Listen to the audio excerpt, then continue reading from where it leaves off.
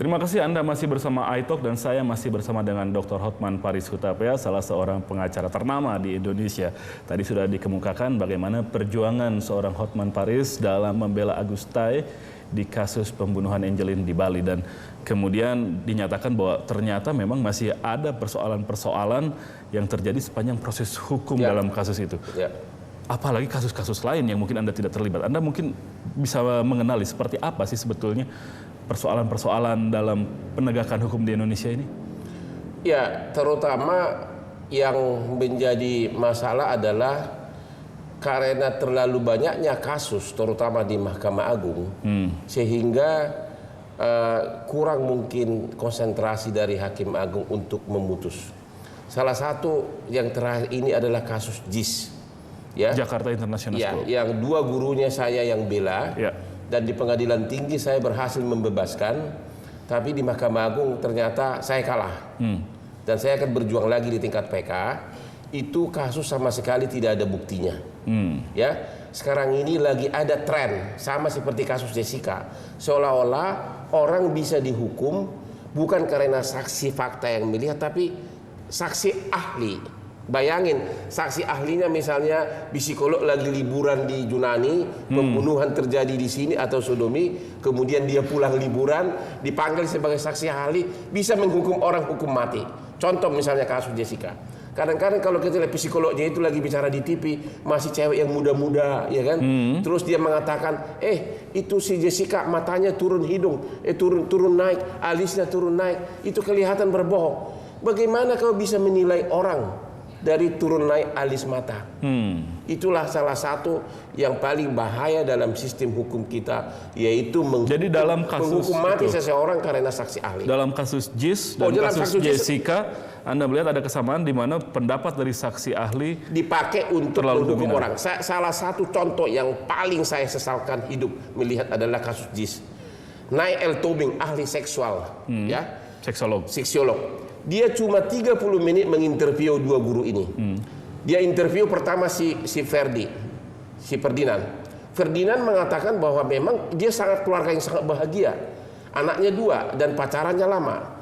Dan dia bisa melakukan hubungan seks dengan istrinya 2 kali seminggu. Sehingga memang sangat bahagia. Masa Naik Tobing mengatakan karena terlalu sempurna hubungan seksnya, saya curiga. Berarti kan seolah-olah curiga jadi gay. Oke, satu. Sebaliknya Nel Bentelman, ya, Nel itu cuma hubungan seks katanya cuma sekali sebulan sama istrinya. Waktu muda sering, ya sama, mungkin kita ini pernah juga kan, ya kan? Waktu muda, ya kan? Jadi langsung kalau tadi kan seksnya sempurna dibilang dicurigai. Kasus si Nel Bentelman guru tidak sempurna. Tidak sempurna, berarti ada kecurigaan gay. Itu dipakai hakim sebagai dasar coba. Untuk menghukum sekarang 11 tahun. Aduh. Oh my God, itu jawaban saya. Betapa dengan dua fakta yang berbeda, kesimpulannya juga bisa sama. Sama, artinya gini, kesaksian ahli yang dari segi logika pun total salah bisa menghukum orang. Sementara Anda bisa mencari 10 saksi ahli, aku juga bisa mencari 10 saksi ahli yang langsung berbeda. Itu yang saya mengatakan berapa kali di TV. Jadi menghukum seseorang dengan saksi ahli itu sangat-sangat berbahaya. Dalam kasus Jessica juga terlihat seperti itu. Sama, dalam kasus Jessica nggak ada bukti sama sekali. Makanya Anda lihat di seluruh TV kan, gerakan tangan Jessica diperhatikan, gerakan alis matanya. Padahal yang paling diperlukan dalam kasus Jessica sebetulnya apa? Bukti fakta. Kalau memang ragu nggak bisa, harus hentikan.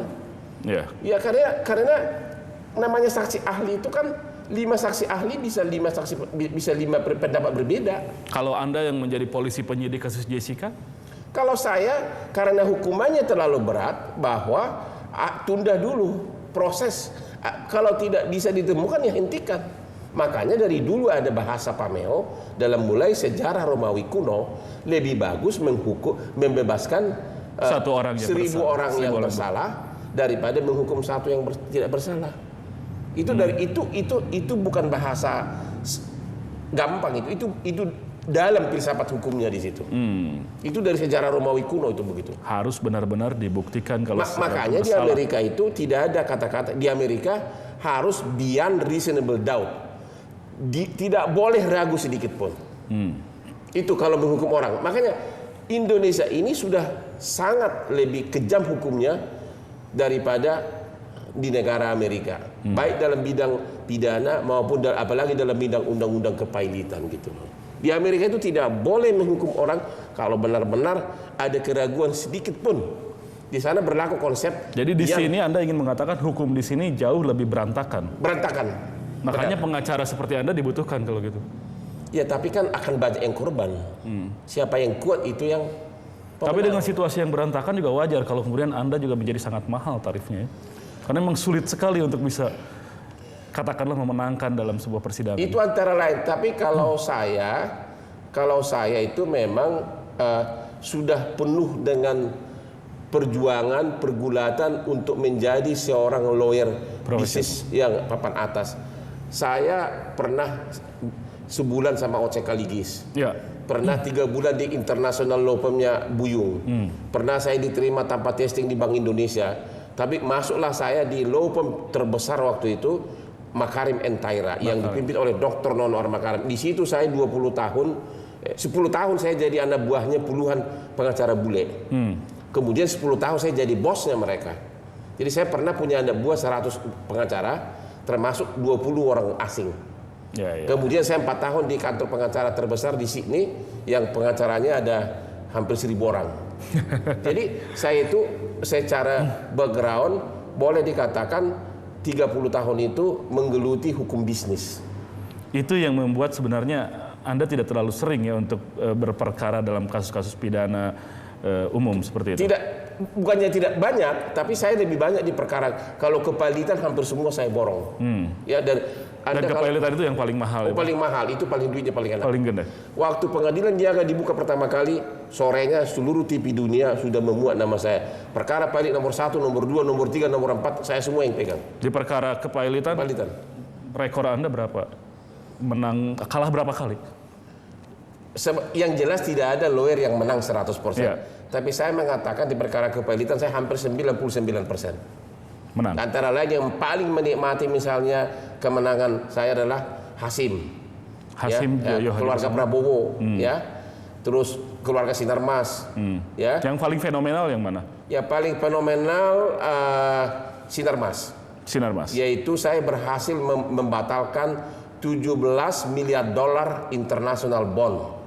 17 miliar dolar international bond, berapa itu artinya? 170 triliun lebih. 170 triliun menjadi nol dari obligasi internasional. Cuma fenomenalnya karena apa? Waktu bicara honor saya lupa minta sukses fee. Yang betul. Serius. Jadi Anda dapatnya berapa tapi besar juga dong ya. Tapi kalau sukses fee, coba sukses fee pengacara itu kan biasanya 5% dari objek perkara. Iya. Coba bayangin 5% dari 170 triliun. Gue bisa beli kelapa gading. Akhirnya yaudah deh dikasih sih agak besar tapi jauh dari yang normal. Tapi nggak apa-apa karena memang tidak diperjanjikan kan. Tapi waktu itu seluruh pengacara seluruh dunia mengutuk saya. Tapi akhirnya bisa saya buktikan bahwa memang bond itu melanggar tax treaty. Penyeludupan hukum, merugikan kas negara. Karena itu melanggar undang-undang maka batal. Gitu. Yang lain mungkin dalam kasus Makindo? Makindo itu contoh kedua yang paling fenomenal, di mana grup Sugar Group yang pemenang tender BPPN harus berperang melawan pemilik lama, yaitu grup Salim Group, di mana saya harus gugat yang pertama Sudono Salim. The king of money, ya kan? Yang kedua Antoni Salim, yang ketiga adiknya, sama seluruh jajaran perusahaannya hampir berapa puluh, hampir seluruh perusahaan Marubeni. Dan waktu itu setiap bersidang saya menghadapi hampir seluruh pengacara top Jakarta. Saya harus berhadapan dengan OCK Ligis, Mulia Lubis, Lukas, bahkan kasus itulah yang membuat Dr. Mulia Lubis dipecat sebagai pengacara karena saya berhasil membuktikan dia melanggar kode etik. Itu saya pengadunya itu. Karena dia Salim. Begitu gagahnya di Jakarta seolah-olah pembela orang kecil. Tapi pada saat setiap kami bersidang di Lampung, dia dibawa oleh grupnya Antoni Sem pakai jet pribadi. Dengan bangganya dia masuk jet pribadi, dikawal oleh orang-orang kaya, sementara aku naik ya boleh dong Bang, masa ya, abang aja yang keren. Ya boleh, tapi kan di Jakarta kan seolah-olah pejuang masyarakat kecil, pejuang hak ajasi gitu loh. Jadi yang paling besar abang dapatnya dari Sinarmas itu ya? Iya sih. Setelah itu kemudian abang juga tampil dengan gaya sangat eksentrik. Berani mengajak bertaruh pada lawan perkara Anda, pengacara lawan perkara Anda. Motifnya apa sebetulnya? Begini, pertama, seorang pengacara harus berani mengambil momen penting dalam setiap tahapan persidangan itu.